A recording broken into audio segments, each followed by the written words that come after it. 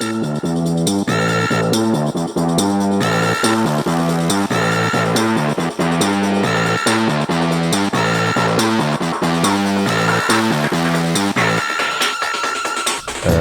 have become far more volatile, which for us as communications consultants means that we need to be much faster, much more flexible, and very careful in managing the expectations towards the target groups that are relevant.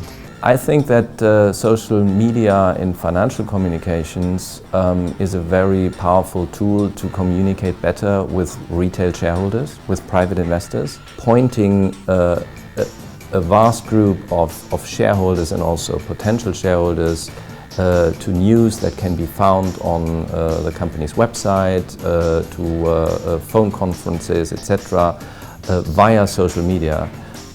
Is a powerful tool to improve the level of information for the shareholder base. People think that banks still will do what is not forbidden. I think what they have to do to reinstall their reputation is to simplify their business model, to become very transparent in explaining it. They need to allow their people to say no to a deal. When the buyer is from an emerging market, we see a number of challenges in communications. Number one is that we act in very different regulatory environments with very different rules, with very different disclosure requirements, which makes it quite difficult sometimes. More so, we see that if the buyer is not well known by the target company and the market of the target company, it needs to explain what it does, where it comes from, and which rules it complies to very thoroughly. Well, the democratization of the web has had less influence than one would think. The reason is that before an IPO, the legal framework is so tight that you are allowed to post information only behind a so-called firewall.